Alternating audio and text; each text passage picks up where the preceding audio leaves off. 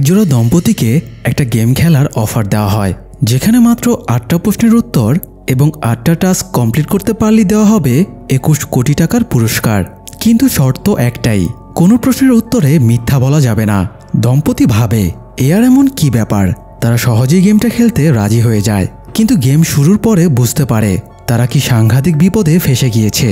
সত্য বলার চক্করে বেরিয়ে আসতে থাকে তাদের জীবনের ভয়াবহ অতীত পাপের ইতিহাস। কি ছিল সেই অতীতের অন্ধকার সত্য জানতে হলে আসুন শুনে আসি সাইকোলজিক্যাল থ্রিলার সিনেমা টেবিল নম্বর 21-এর এক্সপ্লেনেশন। এক বিবাহিত দম্পতি ভিভান এবং সিয়া হঠাৎই ফিজিতে ফ্রি টিপের সুযোগ পেয়ে যায়, যেখানে যাওয়া আসা থাকা খাওয়া সমস্ত খরচ স্পন্সর বহন করবে। তাদের আর্থিক সচ্ছলতা ছিল না, তাছাড়া ভিভানেরও কোনো চাকরি বাকরি ছিল না। সিয়া একটা চাকরি করত, তার স্যালারি দিয়েই মোটামুটিভাবে তাদের সংসার খরচ চলে যেত। তাই এরকম লাক্সারি ট্যুরের সামর্থ্য তাদের ছিল না। এই জন্য ফ্রি টিপের সুযোগ মিস না করে খুব আনন্দের সাথেই তারা ট্রিপে বেরিয়ে পড়ে। বিজনেস ক্লাসের বিমানে উঠে তাদের আনন্দ যেন ধরছিলই না। ট্রিপের পুরো ফায়দা লোটার জন্য তারা বিমানে খাবার ড্রিঙ্ক কোনো কিছুই অর্ডার দিতে বাকি রাখে না। তবে সিয়া আবার ভেজিটেরিয়ান ছিল, সে আমিষ মানে প্রাণীর মাংস খেত না। এই ব্যাপারটাতে সে কখনোই কম্প্রোমাইজ করতো না। তো বিমানে তাকে নন ভেজিটেরিয়ান খাবার দেওয়ায় সে একটু রেগে যায়, যদিও বিমানবালা দ্রুতই খাবারটা চেঞ্জ করে দেয়। যাই হোক, একটু পরে বিমান ল্যান্ড করে এবং তারা ফিজিতে পৌঁছে যায়। ফিজির সুন্দর মনোরম দৃশ্য দেখে সিয়া আনন্দে আত্মহারা হয়ে যায়। ভিভান বলে একদিন সে নিজের টাকায় সিয়াকে এরকম সুন্দর জায়গায় ঘুরতে নিয়ে আসবে। তাদের দুজনেরই অনেক উচ্চাকাঙ্ক্ষা ছিল, কিন্তু আর্থিক সচ্ছলতা না থাকায় তাদের সব স্বপ্ন শখ অধরায় রয়ে গেছে। তবুও দুজনের মাঝে ভালোবাসা আন্ডারস্ট্যান্ডিং এর কোনো কমতি ছিল না বলে সাংসারিক জীবনেও কোনো সমস্যা ছিল না। তারা হিংসা করার মতো হ্যাপি কাপল ছিল। যাই হোক, ফিজির বিভিন্ন স্পটে ঘুরে তাদের বেশ ভালোই সময় কাটছিল। তো একটা জুয়েলারির দোকানের সামনে দিয়ে যাবার সময়ে সিয়ার একটা নেকলেসের উপরে চোখ আটকে যায়, কিন্তু নিজেদের সক্ষমতার কথা চিন্তা করে সে নিজের চোখ ফিরিয়ে নিয়ে চলে যায়। পরের দিন সিয়া এবং ভিভানের বিবাহবার্ষিকী ছিল। সিয়া সকালে ঘুম থেকে উঠে দেখে ভিভান গিফট হিসেবে সে নেকলেসটা নিয়ে এসেছে। সিয়া বুঝতে পারে নেকলেসটা ভিভান তাদের জমানো টাকা দিয়ে কিনেছে। সে একটু অভিমানের স্বরে বলে, শুধু শুধু আমার জন্য এতগুলো টাকা নষ্ট করলে। ভিভান বলে, টাকা নষ্ট না, বরং ইনভেস্ট করলাম, আর এই ইনভেস্টের বিনিময়ে তোমার মুখের হাসি কিনলাম। দুজনেই ভালোবাসায় বুঁদ হয়ে ওঠে। এর মধ্যে তাদের কাছে একজন লোক একটা ফুলের বুকি এবং ইনভাইটেশন কার্ড নিয়ে আসে। তাদেরকে বিবাহবার্ষিকী শুভেচ্ছা জানিয়ে একটা রিসোর্টে ইনভাইট করা হয়। তো ইনভাইটেশন পেয়ে তারা দুজনেই আনন্দের সাথে রিসোর্টে চলে যায়। তাদের জন্য রিসোর্টের রেস্টুরেন্টে একটা টেবিলও বুক করা ছিল। সেই টেবিলে আবার সুন্দর করে কেকও সাজানো ছিল। এসব দেখে তাদের মনে হচ্ছিল তারা বোধহয় স্বপ্ন দেখছে। ভিভান উৎসুক হয়ে বলে, ট্রিপের এই 6টা দিন হয়তো তার জীবনের শ্রেষ্ঠ সময় হতে চলেছে। সে আক্ষেপ করে বলে তার ইচ্ছে ছিল ব্যবসা করার, ব্যবসা করে টাকা নাম দুটোই সে কামাবে, কিন্তু ভাগ্য তাকে গরিব করে রেখেছে। এ সময় পেছন থেকে একজন লোক বলে ওঠে, হে দারিদ্র, তুমি মোরে করেছ মহান। দুজনেই লোকটার দিকে তাকালে লোকটা জানায় তার নাম আব্দুল রাজ্জাক খান। সে এই রিসোর্টের মালিক, আর তাদের ট্রিপের স্পন্সরও সেই করেছে। তো মিস্টার খান বেশ রসিক মানুষ ছিল, তাই অল্প কথাতেই তাদের মধ্যে বেশ ভাব হয়ে যায়। গল্পে গল্পে মিস্টার খান বলে, এই রেস্টুরেন্টের একটা লাইভ গেমিং ওয়েবসাইট আছে। সেই ওয়েবসাইটে ভিউয়ার রয়েছে প্রায় 80 লাখ মানুষ। তো এখানে তাদের একটা গেম খেলার সুযোগ রয়েছে। গেমটার নাম হলো টেবিল 21। এই গেমটা এখানে খেলা হলেও সেটা তাদের ওয়েবসাইটে লাইভে দেখানো হয়, আর 80 লক্ষ মানুষ গেমটা এনজয় করে। গেমের কথা শুনে সিয়া আর ভিভান দুজনেই বেশ কৌতূহলী হয়ে ওঠে এবং গেমের ব্যাপারে বিস্তারিত জানতে চায়। মিস্টার খান জানায় সে দুজনের সাথে টেবিল নম্বর 21-এ বসবে। এরপরে তাদেরকে 8টা প্রশ্ন করবে। প্রশ্নগুলো একদম সিম্পল, তাদের লাইফ রিলেটেড সব। এই 8টা প্রশ্নের উত্তর হ্যাঁ বা না দিয়ে দিতে হবে। পাশাপাশি 8টা প্রশ্নের সাথে 8টা টাস্ক দেওয়া হবে, আর সবগুলো উত্তর দিতে পারলে এবং টাস্ক কমপ্লিট করতে পারলে প্রাইজ হিসেবে আছে 10 মিলিয়ন ফিজিয়ান ডলার, যা ইন্ডিয়ান কারেন্সিতে হয় প্রায় 21 কোটি রুপি। টাকার অঙ্কটা শুনে দুজনের মাথায় হাত উঠে যায়। নিজেদের স্বপ্ন পূরণের জন্য এর চেয়ে ভালো সুযোগ আর হয় না। তাই তারা গেমটা খেলার জন্য উৎসাহী হয়ে ওঠে এবং শেষ পর্যন্ত গেমটা খেলার সিদ্ধান্ত নেয়।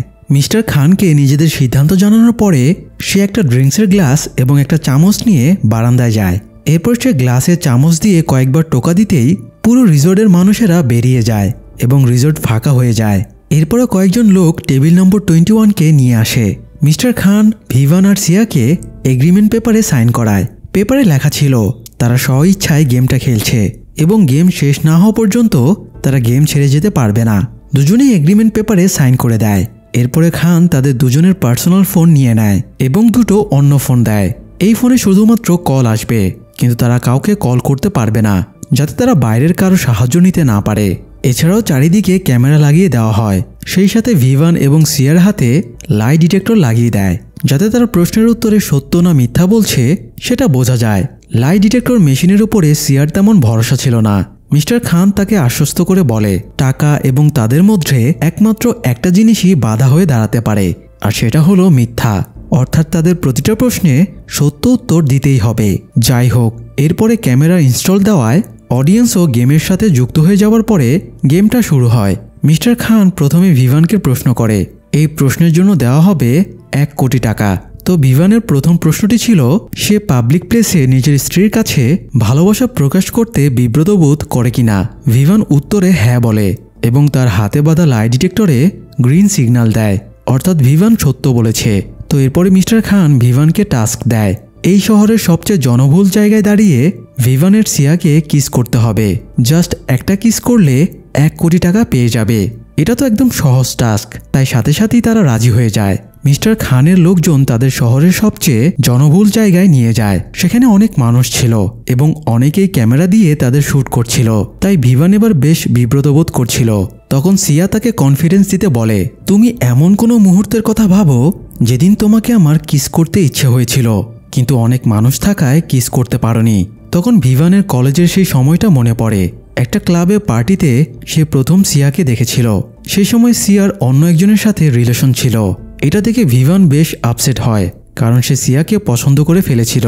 তো সিয়ার সেই বয়ফ্রেন্ড আবার খুব অ্যাগ্রেসিভ ছিল। এই সুযোগ নিয়ে ভিভান সিয়াকে বলে ওই ছেলেটা তার জন্য যোগ্য না। সিয়া ভিভানকে বলে সে কতটা যোগ্য সেটা ড্যান্স করে প্রমাণ দিক। তো এরপরে দুজনে ড্যান্স ফ্লোরে চলে যায় আর কবিতা বলে তখনই ভিভান সিয়াকে ইমপ্রেস করে ফেলে।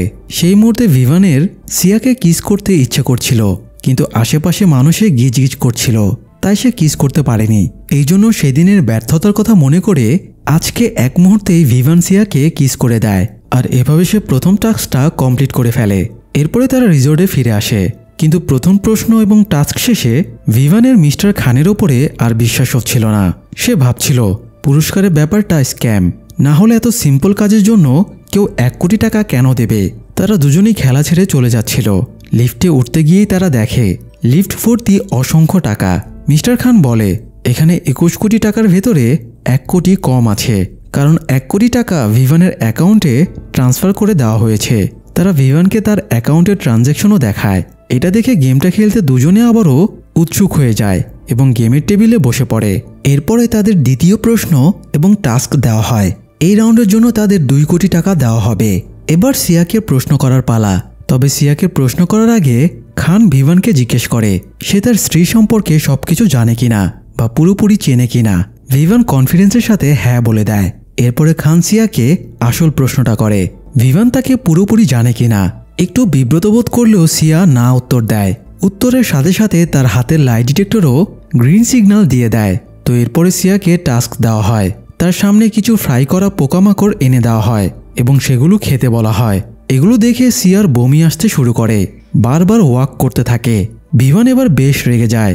সে উঠে এসে খানকে বলে বুঝতে পেরেছি, গেমের টাকা বাঁচানোর জন্যই আপনি এই টাস্কটা দিয়েছেন, যাতে আমরা কমপ্লিট করতে না পারি। আমি হয়তো আমার স্ত্রীকে পুরোপুরি চিনি না, কিন্তু আমি এটা জানি সে বিষ খেয়ে নেবে, তবুও কোনো আমিষ খাবে না।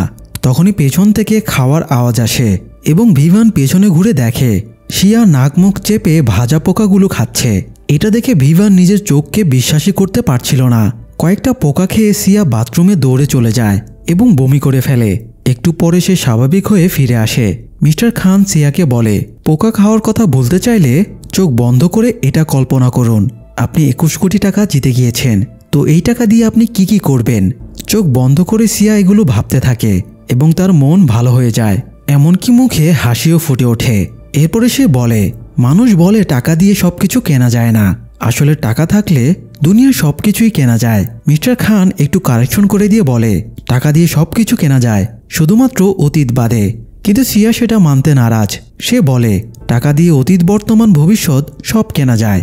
যাই হোক, আর তর্ক না বাড়িয়ে মিস্টার খান তৃতীয় প্রশ্নে চলে যায়। এবার ভিভানকে প্রশ্ন করা হয়, আপনি কি কখনো কাউকে ম্যানিপুলেট করে তাকে দিয়ে কোনো কাজ করিয়েছেন? প্রশ্ন শুনে ভিভানের অতীতের কথা মনে পড়ে। সেই পার্টিতে শিয়ার সঙ্গে পরিচয় হবার পরে সে শিয়া আর তার বয়ফ্রেন্ড ববির ব্রেকআপ করাতে চাইছিল। তাই সে প্রথমে ববির কাছে গিয়ে শিয়ার নামে এটা সেটা বলে তাকে ম্যানিপুলেট করে। এতে ববি শিয়াকে চরিত্রহীন ভেবে ভুল বুঝে ব্রেকআপ করে চলে যায়। আর এরপরে ভিভান শিয়ার কাছে গিয়ে তাকে সিম্পেথি দেয় এবং তাকেও ম্যানিপুলেট করে পটিয়ে নেয়। তো সেই স্মৃতিচারণ করে ভিভান এই প্রশ্নের উত্তরে হ্যাঁ বলে দেয় এবং লাই ডিটেক্টরও গ্রিন সিগন্যাল দেয়। তো এরপরে ভিভানকে মিস্টার খান প্রশ্নের সাথে রিলেটেড একটা টাস্ক দেয়। মিস্টার খান বলে, আপনি আমাকে ম্যানিপুলেট করে দেখান। আমি অভিজ্ঞ বুদ্ধিমান একজন মানুষ, আমি এখানে দাঁড়িয়ে আছি। আপনি যদি আমাকে ম্যানিপুলেট করে ওই ব্যালকনিতে পাঠাতে পারেন তাহলে 3 কোটি টাকা জিতে যাবেন। ভিভান বলে এটা সম্ভব না, তবে মিস্টার খান যদি ব্যালকনিতে থাকতো তবে সে জাস্ট 3টা শব্দ বলে এখানে তাকে টেনে নিয়ে আসতে পারত। তো এই ব্যাপারটা মিস্টার খানের ইন্টারেস্টিং লাগে, তাই সে ব্যালকনিতে চলে যায় এবং বলে, এবার বলেন আপনার 3টা শব্দ, দেখি আমাকে আপনি এখান থেকে টেনে নিয়ে যেতে পারেন কিনা। মিস্টার খানের নির্বুদ্ধিতা দেখে সিয়া হেসে ফেলে এবং বলে, ভিভান কিন্তু অলরেডি আপনাকে ম্যানিপুলেট করে ব্যালকনিতে পাঠিয়ে দিয়েছে। নিজের বোকামি বুঝতে পেরে মিস্টার খানও এবার হেসে ফেলে এবং বলে, ভিভান এই টাস্ক থেকে 3 কোটি টাকা জিতে গিয়েছে। সিয়া তো আনন্দে লাফিয়ে ওঠে, এত সহজে তারা 3 কোটি টাকা জিতে গেল। তবে ভিভানের একটু অদ্ভুত লাগে। সে সিয়াকে বলে তার মনে হচ্ছে মিস্টার খান ইচ্ছে করে নিজেকে বোকা বানিয়েছে, কিন্তু সিয়া টাকার আনন্দেই ডুবেছিল। সে ভিভানের কথাকে গুরুত্ব না দিয়ে গেমের সাসপেন্সটা এনজয় করতে বলে। যাই হোক, পরের প্রশ্নটাও ভিভানকে করা হয়। এবারের প্রশ্ন ছিল 4 কোটি টাকার। ভিভানকে প্রশ্ন করা হয়, আপনার ভালোবাসাকে বাঁচানোর জন্য কি আপনি যে কোনো ভয়কে সামলাতে পারবেন? ভিভান সহজ কথায় হ্যাঁ বলে দেয় এবং লাই ডিটেক্টরও গ্রিন সিগন্যাল দেয়। প্রশ্ন সঠিক হয়। এবার তাদের টাস্ক দেবার জন্য একটা ল্যাবে নিয়ে যাওয়া হয়। ল্যাবের একটা কাচের চেম্বারের ভেতরে সিয়াকে আটকে দেওয়া হয়। এরপরে ভিভানের হাতে একটা টিউব দিয়ে বলে, সিয়াকে যে চেম্বারে রাখা হয়েছে সেখানে 7 মিনিটের জন্য অক্সিজেন মজুদ আছে। ভিভান যদি সিয়াকে বাঁচাতে চায় তাহলে তাকে এই টিউবে নিজের 250 ml রক্ত দান করতে হবে। আর এই কাজটা 7 মিনিটের ভেতরেই করতে হবে, তা না হলে সিয়া চেম্বারের ভেতরে অক্সিজেন সংকটে দম বন্ধ হয়ে মারা যাবে। ভিভানের রক্ত দেখলে মাথা ঘোরাতো। একবার রক্ত দেখে মাথা ঘুরে পড়েও গিয়েছিল। তখন ভিভান আর সিয়া ফাইনাল ইয়ারে পড়তো। তো বন্ধুদের সাথে তারা ফার্স্ট ইয়ারের একটা ছেলেকে র্যাগিং করে। তারা দরজার উপরে বালতির ভেতরে লাল রং বা রক্তের মতো কিছু রেখেছিল। এরপরে ছেলেটি যখনই দরজা খুলে ভেতরে ঢোকে তখনই ছেলেটির গায়ে সেই রক্ত পড়ে যায়। এটা দেখে র্যাগিং করতে এসে ভিভানের নিজের অবস্থাও খারাপ হয়ে যায় আর সে তখনই সেন্সলেস হয়ে যায়। অথচ আজ তাকে নিজেকেই নিজের শরীর থেকে রক্ত বের করতে বলা হচ্ছে। সে ভয় পাচ্ছিল কিভাবে এটা করবে। তবুও সিয়াকে বাঁচানোর জন্য সে হাতের ভেতরে সুই ঢুকিয়ে টিউব রক্তে ভরে ফেলে। তারপরে শেষ মুহূর্তে সিয়াকে বাঁচিয়ে নেয়। ভালোবাসার মানুষকে বাঁচাতে এবার ভিভান নিজের ভয়কেও জয় করে ফেলে। সেই সাথে টাস্ক কমপ্লিট করে জিতে যায় আরও 4 কোটি টাকা। তবে ভিভান এবার মিস্টার খানের ওপরে রেগে যায় এবং বলে, এটা কেমন পাগলামি, যদি কোনো অঘটন ঘটে যেত। খান বলে, অঘটন শুধু জীবনে ঘটে, গেমে তো শুধু রুলসের হিসাব চলে। আর এই গেমের রুলস হলো আপনি তখনই মরবেন যখন আপনি প্রশ্নের উত্তরে মিথ্যা বলবেন। যাই হোক, পরিস্থিতি স্বাভাবিক হলে পরের প্রশ্নটা করা হয় সিয়াকে। তাকে জিজ্ঞেস করা হয়, আপনার মাথার চুল এত সুন্দর, কিন্তু আপনার মাথায় যদি চুল না থাকে তবুও কি আপনার স্বামী আপনাকে একইভাবে ভালোবাসবে? সিয়া হ্যাঁ বলে দেয় এবং তার উত্তর লাই ডিটেক্টরে সঠিক বলে বিবেচিত হয়। তো এবার মিস্টার খান তাকে নিজের মাথার চুল কেটে ফেলার টাস্ক দেয়। যদি এই টাস্ক কমপ্লিট করে তাহলে তাদের 5 কোটি টাকা দেওয়া হবে। চুল কাটার কথায় সিয়া তো একদমই রাজি হয় না। তবে ভিভান তাকে বোঝায় এটা গেমের অংশ, তাদের এই টাস্ক মেনে নেওয়া উচিত। সিয়া তো ভেজ খেত, তবু সে গেমের স্বার্থে নন ভেজ খেয়েছে, সেই তুলনায় চুল কাটা আর এমন কি ব্যাপার। তো ভিভান বোঝানোর পরে সিয়াও এবার রাজি হয়ে যায়। তো মিস্টার খান ভিভানকে ট্রিমার দেখিয়ে সেটা দিয়ে সিয়ার চুল কেটে দিতে বলে। এটা দেখে সিয়ার ভিভান হকচকিয়ে যায়। তারা ভেবেছিল হয়তো চুলের কিছু অংশ কাটতে হবে, কিন্তু চুল কাটা বলতে যে মিস্টার খান ন্যাড়া করার কথা বলেছে এটা জেনে তারা রেগে যায় এবং খেলবে না বলে উঠে পড়ে। মিস্টার খানও তাদের আর আটকায় না। মিস্টার খানের লোক তাদেরকে বোটে তুলে দেয়। কিছু দূর যাবার পরেই তাদের হাতে থাকা লাই ডিটেক্টরে বিপ করতে শুরু করে। তখন বোটে থাকা স্পিকারে খানের কণ্ঠ শোনা যায়। খান অ্যালার্ট করে দিয়ে বলে তারা যদি রিসোর্ট থেকে 10 কিলোমিটার দূরে চলে যায় তাহলে তাদের হাতের এই লাই ডিটেক্টর ব্লাস্ট করবে এবং তারা মারা যাবে। তাই নিরুপায় হয়ে দুজনে আবারও রিসোর্টে ফিরে আসে। ফিরে এসে দুজনেই অনেক রাগারাগি শুরু করে আর হাতের লাই ডিটেক্টর ব্রেসলেটটা খুলে দিতে বলে। মিস্টার খান বলে এটা হাত থেকে তখনই খোলা হবে যখন তারা এই গেমটা শেষ করবে, কারণ তারা গেম শুরুর আগে অ্যাগ্রিমেন্টে সাইন করেছিল, অথবা ব্রেসলেটটা খুলতে চাইলে তাদেরকে ওই হাতটা কেটে ফেলতে হবে। তাই অজ্ঞতা আর কোনো উপায় না থাকায় গেমের টাস্ক কমপ্লিট করতে ভিভান সিয়ার মাথার চুলগুলো ন্যাড়া করতে শুরু করে। ন্যাড়া করার সময় দুজনেই ভীষণ কষ্ট পাচ্ছিল, কিন্তু তারা এমন গ্যারাকলে ফেসে গিয়েছে এছাড়া তাদের আর কিছু করারও নেই। যাই হোক, এই টাস্কটাও কমপ্লিট হবার পরে তাদের পরবর্তী প্রশ্নের জন্য নিয়ে আসা হয়। এবারের প্রশ্নটা ছিল 6 কোটি টাকার। মিস্টার খান ভিভানকে জিজ্ঞেস করে সে কখনো নিজের স্ত্রীর গায়ে হাত তুলেছে কিনা। ভিভানের মনে পড়ে সে একবারই শুধু সিয়াকে একটা চড় মেরেছিল, কারণ সিয়া গর্ভের বাচ্চাকে অ্যাবর্শন করে ফেলেছিল। অথচ এই ব্যাপারে ভিভানকে কিছুই জানায়নি। ভিভানকে না জানিয়ে এত বড় ডিসিশন নেওয়ায় সে খুব রেগে গিয়েছিল, আর তর্কাতর্কির এক পর্যায়ে সে সিয়াকে চড় মেরে দিয়েছিল। তো এই প্রশ্নের উত্তরের পরে মিস্টার খান সিয়াকে টাস্ক দিয়ে বলে আপনাকে এখন আপনার স্বামীকে চড় মারতে হবে। সিয়া উঠে দাঁড়িয়ে ভিভানকে একটা চড় মারে, কিন্তু মিস্টার খান বলে এভাবে আদরের সাথে মারলে হবে না। সে নিজের হাত দিয়ে জোরে একটা তালি দেয় এবং ডেসিবল মিটারে দেখা যায় তার তালির শব্দের পরিমাণ ছিল 120 ডেসিবল। সে সিয়াকে বলে এই টাস্ক জিততে হলে ভিভানকে 120 ডেসিবলে চড় মারতে হবে। তো বাধ্য হয়ে সিয়া ভিভানকে চড় মারতে শুরু করে। বেশ কয়েকটা চড় মারার পরে তবেই সে 120 ডেসিবল শব্দকে অতিক্রম করতে পারে এবং টাস্কটাও কমপ্লিট হয়ে যায়। এই সময় খানের কাছে একটা ফোন আসে এবং সে সাইডে কথা বলতে চলে যায়। তখন ভিভান সিয়াকে বলে এই লোক মোটেও সাধারণ কেউ না, সে তাদের ব্যাপারে সবকিছু জানে। ভিভানের চাকরি নেই, সিয়া বাচ্চা নষ্ট করেছিল, ভিভান রক্ত দেখলে ভয় পায়, এই সবকিছুই মিস্টার খান জানে। এই জন্যই সে তাদেরকে এইসব টাস্কগুলোই দিচ্ছে। সিয়াও এবার ভিভানের কথাকে বিশ্বাস করে নেয়, কিন্তু তারা ব্যাপারটা বুঝতে অনেক দেরি করে ফেলেছে। তাই আপাতত গেমটা তাদের কমপ্লিট করতেই হবে। যাই হোক, এবার সপ্তম প্রশ্ন হিসেবে ভিভানকে জিজ্ঞেস করা হয় আপনি কি কখনো অপরিচিত কোনো মানুষের ক্ষতি করেছেন। ভিভান হ্যাঁ উত্তর দিলে এবার তাকে প্রশ্নের সাথে রিলেটেড টাস্ক দেওয়া হয়।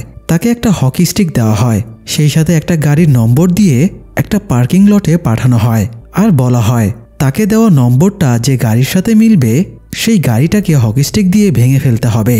তো পার্কিং লটে গিয়ে ভিভান গাড়িটা খুঁজে বের করে সেটা ভাঙতে শুরু করে। তখন গাড়ির মালিক এসে ভিভানকে মারতে শুরু করে। মার্টার খেয়ে ভিভান পালাতে শুরু করে এবং একজন পুলিশ অফিসারকে পেয়ে তার কাছে সাহায্য চায়। তখনই মিস্টার খানের লোকজন গাড়ি নিয়ে চলে আসলে সে পুলিশের গান কেড়ে নিয়ে খানের গাড়িতে উঠে বসে। এরপরে আবারও রিসোর্টে ফিরে আসে, কিন্তু রিসোর্টে এসে সে সিয়াকে দেখতে পাচ্ছিল না। সে মিস্টার খানকে সিয়ার কথা জিজ্ঞেস করলে মিস্টার খান বলে ভিভান গেমের টাস্ক কমপ্লিট করলেও সে রুলস ভেঙেছে। গেমের রুলস অনুযায়ী সে কারো কাছে সাহায্য নিতে পারবে না, তবুও সে পুলিশের কাছে সাহায্য চেয়েছে। তাই রুলস ভঙ্গ করায় সিয়াকে শাস্তিস্বরূপ কলগাল সাজিয়ে একটা ক্লাবে পাঠানো হয়েছে, সেখানে তার বস্ত্রহরণ করা হবে। এটা শুনে ভিভান রেগে যায় এবং গালাগাল শুরু করে। মিস্টার খান বলে রাগারাগি করে লাভ হবে না। সে ভিভানকে ক্লাবের অ্যাড্রেস দিয়ে বলে যদি তার সক্ষমতা থাকে তবে যেন সে বস্ত্রহরণের আগেই সিয়াকে বাঁচিয়ে নেয়। সিয়াকে বাঁচাতে ভিভান দৌড়ে বেরিয়ে যায়। এদিকে একজন লোক সিয়াকে বেঁধে রেখে তার কাপড় খুলতে শুরু করে দেয়। যদিও একদম শেষ মুহূর্তে সেখানে পৌঁছে গিয়ে ভিভান সিয়ার সম্মান বাঁচিয়ে নেয়। কিছুক্ষণ পরে মিস্টার খান সেখানে চলে আসে। ভিভান মিস্টার খানকে বলে এটা কোনো গেম না, এটা আপনিও জানেন, আমিও বুঝে গিয়েছি, তাই সব বন্ধ করেন। মিস্টার খান বলে শুকরিয়া আদায় করেন যে এটা একটা গেম, এটা যদি জীবন হতো তাহলে আপনি সুইসাইড করতেন। যাই হোক, আর মাত্র একটা প্রশ্ন এবং একটা টাস্ক, এরপরই আপনারা সব জানতে পারবেন। তো এতদূর যেহেতু তারা চলেই এসেছিল তাই লাস্ট প্রশ্নের মুখোমুখি হতে তারা রাজি হয়ে যায়। মিস্টার খান সিয়াকে বলে এবার সিয়াকে একসাথে 7টা প্রশ্ন করা হবে, আর সিয়াকে প্রতিটা প্রশ্নের উত্তরে হ্যাঁ বা না দিয়ে মিথ্যা কথা বলতে হবে। মানে এতক্ষণ তারা সত্য বলেছে, কিন্তু এবার মিথ্যা বলতে হবে।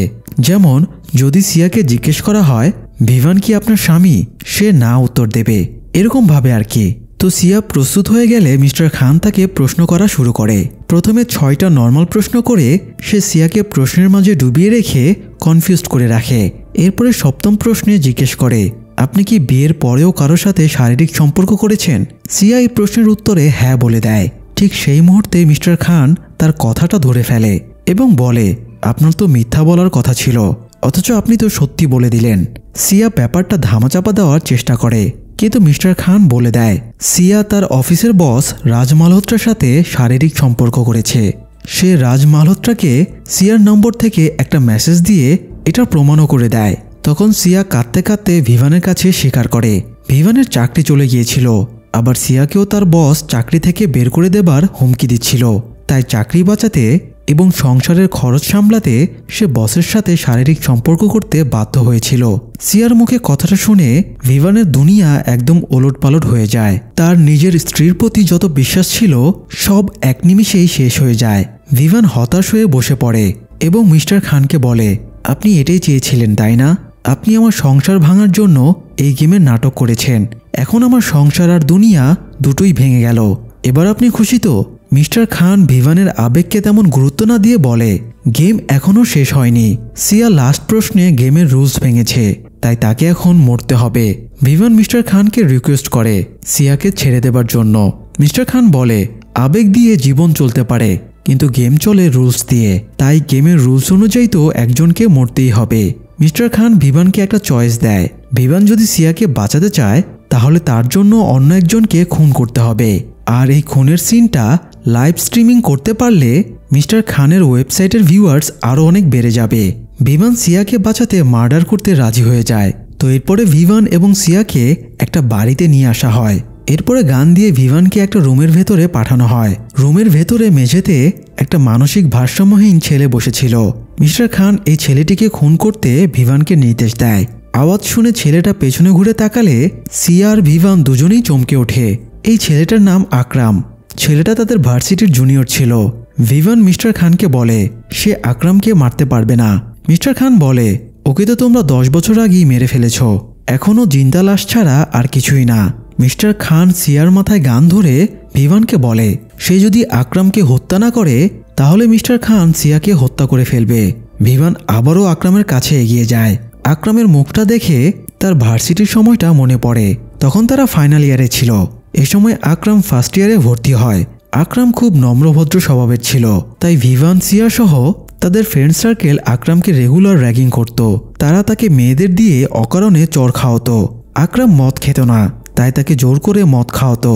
কখনো খাবারের ভেতরে পোকা মিশিয়ে দিত, কখনো সিঁড়ি বেয়ে বারবার চক আনতে পাঠাতো, কখনো উল্টাপাল্টা প্রশ্ন করে টিস করত, কখনো বা অন্যের দোকান ভাঙার টাস্ক দিয়ে লোকেদের হাতে মার খাওয়াতো। আকরাম সব মুখ বুজে সহ্য করে নিত, কিন্তু দিনের পর দিন এভাবে চলতে চলতে একসময় সে আর সহ্য করতে পারছিল না। সে মানসিকভাবে ফ্রাস্ট্রেটেড হয়ে পড়েছিল। তাই সে প্রিন্সিপালের কাছে ভিভান সিয়াদের নামে কমপ্লেন করার কথা ভাবে, কিন্তু এর আগেই সে তাদের কাছে ধরা পড়ে যায় এবং আকরাম যে প্রিন্সিপালকে কমপ্লেন করতে যাচ্ছিল এটা জেনে যায়। তাই তারা রাগ করে আকরামের সব ড্রেস খুলে নেয়। এরপরে ট্রিমার দিয়ে তার মাথা ন্যাড়া করে দেয় আর তার অসহায় নগ্ন দৃশ্য মোবাইলে ভিডিও করে নেয়। এবার আকরাম এতটাই মানসিক শক পায় যে সে পুরোপুরি মানসিক ভারসাম্যহীন হয়ে পড়ে। তার লাইফ ক্যারিয়ার সব শেষ হয়ে যায়। এরপর থেকে বদ্ধ ঘরের অন্ধকারেই সে জীবন কাটাচ্ছে। আর এই মিস্টার খান হলো আকরামের বাবা। তাই ছেলের এই দুর্গতির প্রতিশোধ নিতে সে ফ্রি টিপের টোপ দিয়ে ভিভান আর সিয়াকে এখানে নিয়ে আসে। এরপরে গেমের নাম করে তাদের সাথে ঠিক সেই কাজগুলোই করে যেগুলো তারা ভার্সিটিতে আকরামের সাথে করত, যাতে তারা আকরামের মানসিক কষ্টটা উপলব্ধি করতে পারে। যাই হোক, ভিভান শেষ পর্যন্ত অনুশোচনায় আকরামকে আর হত্যা করতে পারে না। সে গানটা নিজের মাথায় ঠেকিয়ে সুইসাইডের চেষ্টা করে, কিন্তু ট্রিগার চাপার পরেও গুলি বের হয় না। তখন মিস্টার খান বলে, তোমাকে যদি এত সহজ মৃত্যু দিতে চাইতাম তাহলে অনেক আগেই মেরে ফেলতাম। আমি শুধু তোমাদের এটা উপলব্ধি করাতে চাইছিলাম যে আমার ছেলেকে তোমরা মজার ছলে কতটা কষ্ট দিয়েছিলে। যাই হোক, তোমাদের সব টাস্ক কমপ্লিট হয়ে গেছে, এখন তোমরা মুক্ত। কিন্তু তোমাদের পাপ কখনো তোমাদের পিছু ছাড়বে না। আমৃত্যু তোমাদের তাড়িয়ে নিয়ে বেড়াবে। এই বলে মিস্টার খান আকরামকে নিয়ে চলে যায়। ভিভান আর সিয়া অনুতপ্ত হয়ে কাঁদতে শুরু করে। সেই সাথে টেবিল নম্বর 21-এর গল্পটাও এখানেই শেষ হয়ে যায়। দর্শক, আমাদের দেশের ভার্সিটিগুলোতেও র্যাগিং ভাইরাসের মতো ছড়িয়ে আছে, কিন্তু আমাদের এই অপসংস্কৃতি থেকে বের হয়ে আসতে হবে। গ্রাম মফস্বল থেকে এই নতুন অপরিচিত পরিবেশে উঠে আসা ছেলে বা মেয়েটিকে ছোট ভাই বা বোনের মতো করে আগলে রাখুন। র্যাগিংয়ের জায়গায় তাদের সহানুভূতি দিন, ভরসা দিন, আমরা আছি, তোদের ভয় নেই। তাহলে দেখবেন র্যাগিং নামক নিকৃষ্ট অমানবিক ভাইরাসটা এই দেশ থেকে নিশ্চিহ্ন হয়ে যাবে। দর্শক, আজ এ পর্যন্তই। দেখা হবে পরের আয়োজনে। ততদিন ভালো থাকুন। ধন্যবাদ।